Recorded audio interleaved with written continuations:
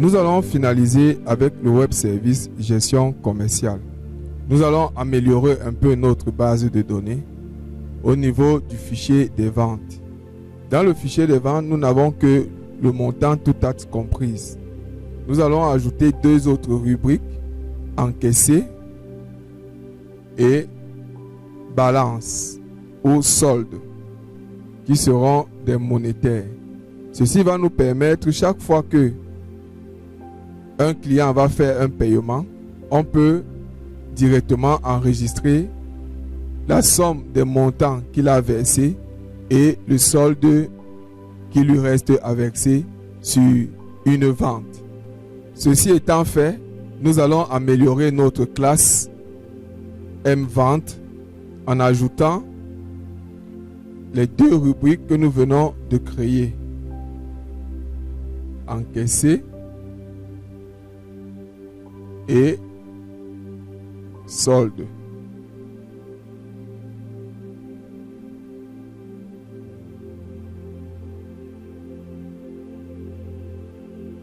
Ok, puisque nous avons des requêtes, on va améliorer également les requêtes en ajoutant les deux rubriques.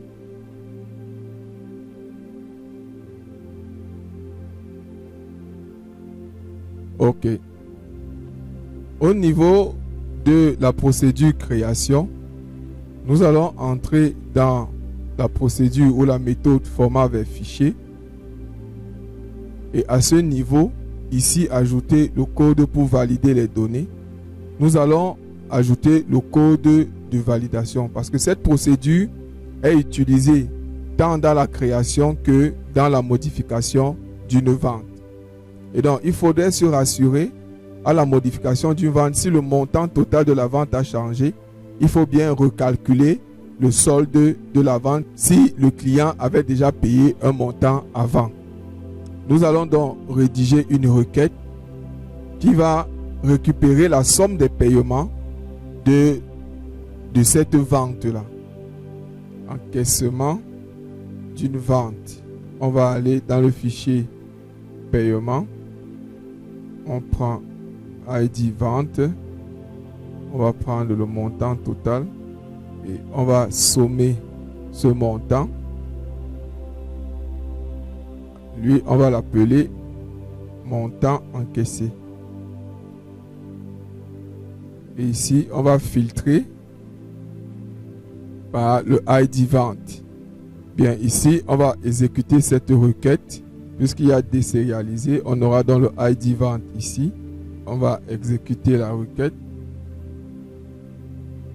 Bien, dans ce cas, on a vente.encaissement est égal point montant encaissé. Et le solde est égal au total, au montant tout compris, moins le montant encaissé. Ok, on a donc tout ceci. Ça, c'est pour avoir des informations actualisées chaque fois qu'on va faire un nouvel enregistrement ou alors qu'on va faire une modification. Bien, maintenant, dans le cas où la récolte s'exécute et qu'il n'y a aucun paiement enregistré, nous allons néanmoins réécrire ces valeurs comme ceci. Le solde sera égal au montant toute date comprise et le montant encaissé sera 0. Ok, là c'est super. Maintenant, chaque vente a un numéro qui sera considéré comme un numéro de facture. Nous devons donc créer la procédure qui va gérer ce numéro de facture là. Bien, on va donc à ce niveau créer un numéro de facture. On va mettre ça dans une condition. Si CL vente.numéro ID est égal à une chaîne vide, alors CL vente.numéro ID est égal. Maintenant, génère numéro reçu sera une procédure ou une nouvelle méthode privée globale. Bien, cette méthode va prendre le NID de la boutique comme paramètre. Le format des numéros de reçu sera le suivant. F, c'est une lettre que nous avons choisie pour dire facture. 26, ce seront les 2 derniers chiffres de l'année et un numéro qui va déterminer le nombre de factures qu'on a déjà générées au cours de cette année-là. Donc voilà comment nos numéros seront chaque fois incrémentés. 26 l'année, 000012. On peut ajouter un autre 0. Ok, on pourra générer 9 999 999 factures par an. Ok, donc voici le format. Nous allons donc rédiger une requête qui, pour chaque boutique, va compter le nombre de reçus qui ont été générés au cours de l'année. On va donc rédiger notre requête. Ok, nous allons aller dans les ventes. Nombre de ventes sur l'année. On va aller dans les ventes. ID. On va filtrer par boutique. Et il faut que l'année soit là. Ok, ici on va dire ID boutique. Et on va compter le nombre de reçus ou le nombre de ventes.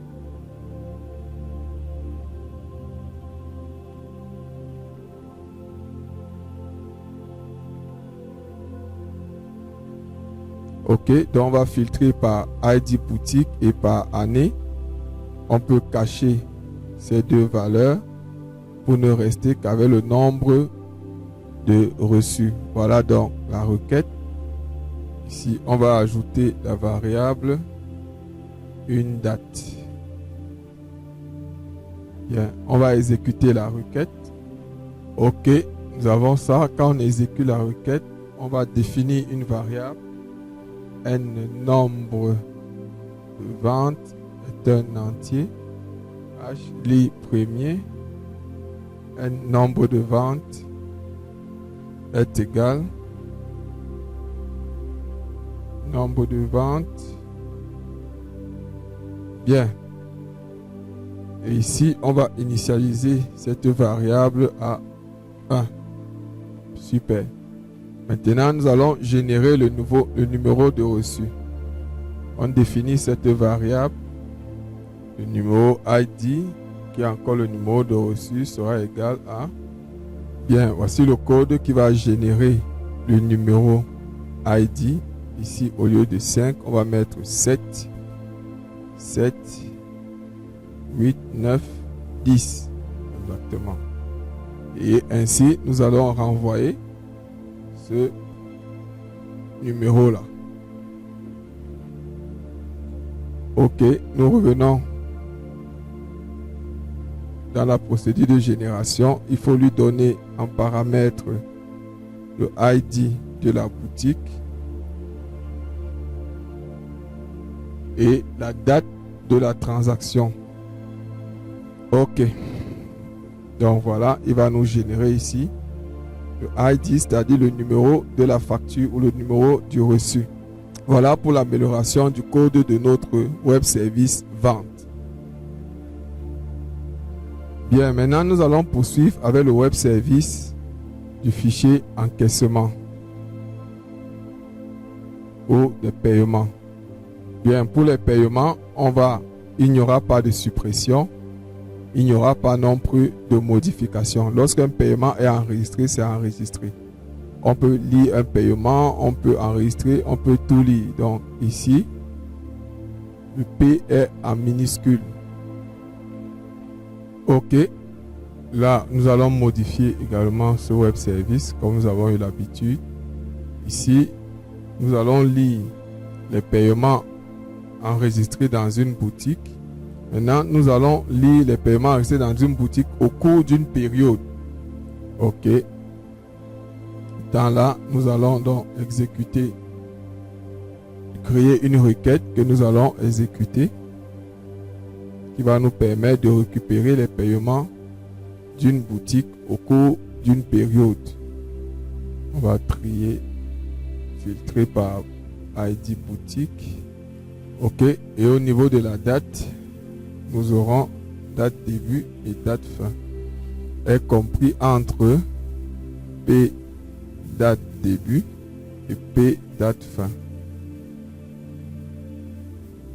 Bien, et là on va trier par date décroissante. Ok, à partir de là, on lui donne ses variables. Voici le code final de la procédure paiement boutique période, tel que vous voyez à l'écran. Nous avons ajouté ici 00 et ici 23h59 parce que les dates ici dans le fichier paiement sont des dates heures. Donc si on envoie seulement des dates, il va les prendre à 0000 et ici il ne va pas inclure les paiements qui ont été effectués à une date donnée. C'est pourquoi nous ajoutons ces heures ici à la fin pour qu'il considère également ces heures là. Ok, donc voici le code final de cette procédure. Maintenant nous allons passer au web service pour également modifier les valeurs du web service. Lorsqu'on arrive dans le web service paiement, nous avons ici tous ces points d'entrée. Paiement, si c'est pour la création, pour récupérer un paiement, voilà son point d'entrée. Et ici, pour lister les paiements d'une période, les voici. Bien entendu, à côté de cela, nous devons également écrire la procédure et déclarer le point d'entrée si on veut récupérer les paiements d'une seule vente. Bien, pour faire cela, nous allons rentrer dans la classe paiement et créer une nouvelle méthode que nous allons appeler paiement d'une vente. Ou alors, nous allons tout simplement dupliquer cette procédure paiement boutique. Nous allons la dupliquer. Et nous allons appeler paiement vente. Et ici, la variable sera un ID vente. Ok, nous allons donc déclarer une requête qui va récupérer tous les paiements d'une vente. Ok, on va prendre les paiements d'une vente. On va dans le fichier paiement. Et on va filtrer par ID vente.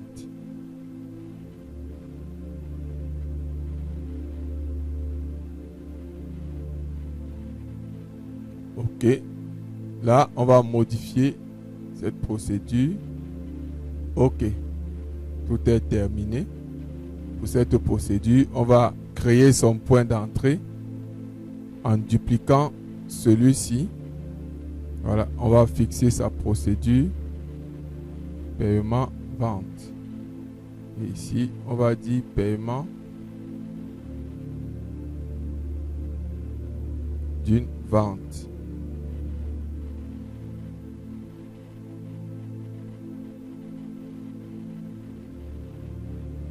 Ok.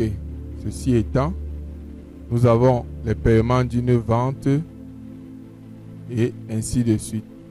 Bien, il y a aussi que lorsqu'un paiement est enregistré, il doit pouvoir faire la mise à jour des encaissements de la vente en question directement dans le fichier des ventes. Donc, on se place dans la procédure de création. À ce niveau-ci, dans la méthode fichier vers format, à la création d'un paiement, à ce niveau-ci, on va entrer le code qui va faire la mise à jour de ce paiement au niveau du fichier des ventes. Ok, on va exécuter la requête suivante qui va récupérer tous les encaissements effectués pour la vente en question. Après avoir récupéré, on exécute cette procédure. On récupère la somme des montants encaissés. Ce montant étant récupéré, on va maintenant aller dans le fichier vente. Ok, on récupère le total. Bien, maintenant on va appliquer donc le montant encaissé. et on calcule le solde. Et là, on modifie le fichier. OK. Donc, voilà l'opération qui va s'exécuter lorsque on va enregistrer un paiement. Il récupère la somme des paiements de cette vente et directement, il fait la mise à jour dans le fichier des ventes. OK, voilà autant d'améliorations qu'il fallait apporter dans notre web service. Tout ceci sans modifier vraiment le point d'accès de notre procédure. Merci d'avoir suivi cette vidéo. Ne manquez pas de liker, de commenter et surtout de vous abonner et de vous inscrire pour ne rien rater de nos vidéos.